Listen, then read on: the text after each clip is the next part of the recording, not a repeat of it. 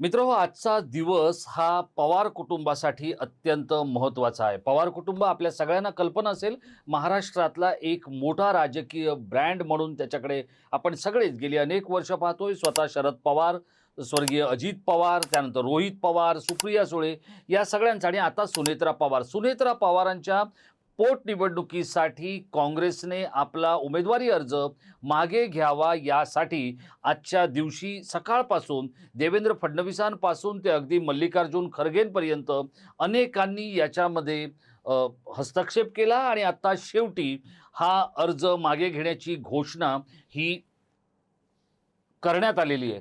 ही घोषणा जरी करण्यात आलेली आहे तरी दुसरीकडे या सगळ्या गोष्टीला कारणीभूत असलेल्या एका युवकाला आपला स्वतःचा राजकीय अभ्यास नीट करावा लागणार आहे आणि नाहीतर कुटुंबाला वारंवार त्याच्यासाठी विरोधकांकडे, मित्रपक्षांकडे हात जोडून माफी मागावी लागणार आहे आणि ही बारामतीची पोटनिवडणूक कुणाच्या माफीमुळे चर्चेत आलेली आहे आणि त्या तरुणाला किंवा त्या तरुण नेत्याला अजून नेमकं किती राजकीय शाळेमध्ये आपला वेळ व्यतीत करावा लागणार आहे हेच मी आपल्याला सांगण्याचा प्रयत्न करणार आहे. नमस्कार मित्रो, मी राजेश कोचरेकर आणि आपण पाहताय आपलं आवडतं न्यूज पोर्टल टाइम महाराष्ट्र.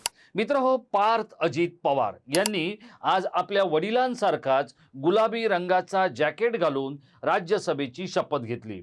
हे दिल्लीमध्ये घडलं आणि त्याच पार्थ पवारांसाठी महाराष्ट्रात त्यांचे बंधू असलेल्या रोहित पवार यांना माफी मागावी लागली आहे काँग्रेसच्या प्रदेशाध्यक्षांची आणि काँग्रेस पक्षाचीही. याचं कारण काय? तर याचं कारण पार्थ अजित पवार यांनी आपल्या स्वभावाप्रमाणे आणि सवयीप्रमाणे केलेलं एक लूज टॉक किंवा एक बालिश वक्तव्य, याच्यामुळे पार्थ पवार यांच्या एकूणच वागण्यावर प्रश्नचिन्ह उपस्थित होताना दिसतंय. पार्थ पवार असं म्हणाले होते की जर काँग्रेसने आपला उमेदवारी अर्ज मागे घेतला नाही आणि आकाश मोरेंनी या निवडणुकीतून माघार घेतली नाही तर येणाऱ्या काळात काँग्रेस पक्ष महाराष्ट्रात संपून जाईल. मित्रहो, पार्थ अजित पवार यांच्याबद्दल सांगायचं तर अजित पवार आणि सुनेत्रा पवार यांनी लाडावलेला हा त्यांचा ज्येष्ठ पुत्र, स्वतः राजकीयदृष्ट्या अत्यंत अपयशी असलेला आणि लोकसभेपासून ते अगदी विधानसभेपर्यंतच्या निवडणुकांमध्ये पराभूत झालेला पार्थ पवार हा वडिलांच्या दुर्दैवी निधनानंतर सहानुभूतीच्या लाटेवर आणि सर्व पक्षीयांच्या सहकार्याने, विशेषतः काँग्रेसच्याही सहकार्याने राज्यसभेत पोचलेला आहे. आणि अशा पार्थ पवारने काँग्रेससारखा पक्ष संपून जाईल असं वक्तव्य करणं हे काँग्रेसला सोडाच, काँग्रेसच्या विरोधकांनाही पटणारं नव्हतं. पण त्याच पार्थ पवार यांच्या मातोश्री सुनेत्रा पवार यांच्यासाठी आज काँग्रेसचे उमेदवार ॲडव्होकेट आकाश विजय मोरे यांनी आपला अर्ज मागे घेतलेला आहे. आणि हा अर्ज मागे घेताना जी काही शिष्टाई करावी लागली होती ती शिष्टाई करण्यामध्ये एक तरुण आघाडीवर होता. त्याचं नाव आहे रोहित राजेंद्र पवार. याच रोहित राजेंद्र पवार यांना आज आपल्या चुलत भावासाठी काँग्रेसची माफी मागावी लागलेली आहे. त्यांनी केलेल्या वक्तव्याबद्दलची दिलगिरी व्यक्त करावी लागली आहे आणि याची माहिती स्वतः रोहित पवार यांनी दिलेली नाही आहे. बघा, गेल्या काही काळात रोहित पवार हे प्रचंड काम करत आहेत. विशेषतः स्वर्गीय अजित पवार यांच्या निधनानंतर त्यांनी ज्या पद्धतीचा अभ्यास, ज्या पद्धतीची माहिती, ज्या पद्धतीचा पाठपुरावा, पत्रव्यवहार आणि एकूणच जो फॉलोअप घेतला होता तो कौतुकास्पद होता. आणि त्यानंतर संपूर्ण राज्यात एक अशी जनभावना निर्माण झाली होती, एक अशी लोकभावना निर्माण झाली होती की अजित पवार यांचा मृत्यू हा अपघात नव्हे तर घातपात आहे. या संदर्भातली अजून जी काही शोध मोहीम आहे, जो काही सगळा खुलासा आहे तो होणं अजून बाकी आहे, त्यावर काम सुरू आहे. पण रोहित पवार यांचं या पवार कुटुंबातलं जे योगदान आहे ते नाकारून चालणार नाही.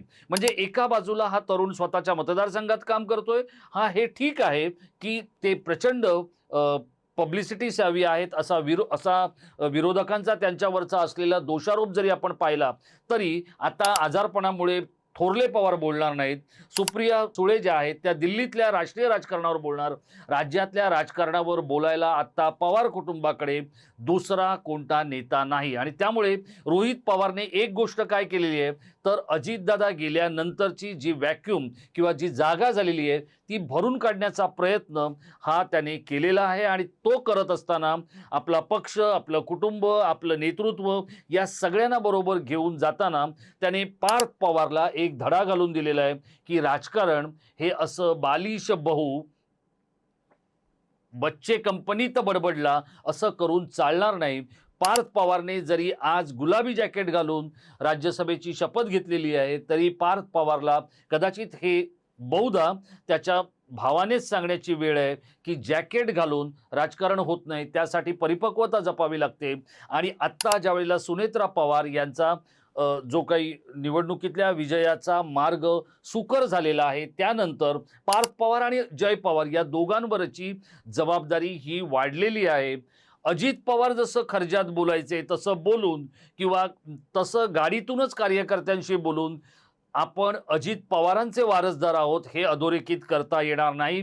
त्यासाठी पार्थ पवार यांना जमिनीवर उतरून दिवस दिवस काम करून या सगळ्यामध्ये आपण आपल्या वडिलांचे नुसते पुत्र नाही आहोत तर सुपुत्र आहोत याच्यासाठी काम करावं लागणार आहे. आणि त्यातही शरद पवार, सुप्रिया सुळे आणि रोहित पवार हे ज्या पद्धतीत काम करतायत त्या पद्धतीचं काम जर पार्थ पवार यांना जमलं नाही तर आत्ता या पोटनिवडणुकीच्या निमित्ताने जी पोटनिवडणूक 23 तारीखला होणार आहे त्या निमित्ताने जरी सुनेत्रा पवार यांचं जे काही आव्हान आहे ते सोपं झालेलं असलं काँग्रेसच्या या सगळ्या माघारीमुळे, कारण हे एकट्या सुनेत्रा पवारांचं काम नाही आहे, याच्यामध्ये रोहित पवारांनी लक्ष घातलं होतं, सुप्रिया सुळेंनी लक्ष घातलं होतं, स्वतः राज्याचे मुख्यमंत्री देवेंद्र फडणवीस यांनी थेट काँग्रेस हायकमांड बरोबर चर्चा केली होती.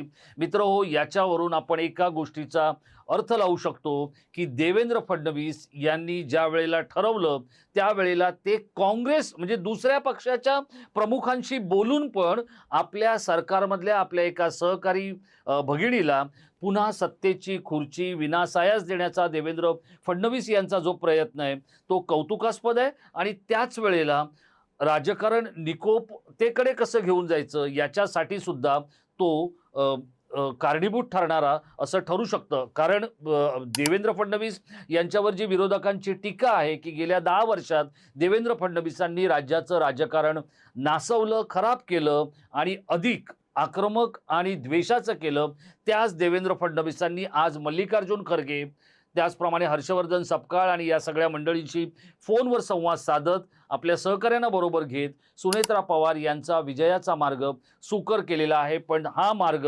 विस्तारित करण्याचं काम पार्थ पवार आणि जय पवार यांना करावं लागणार आहे.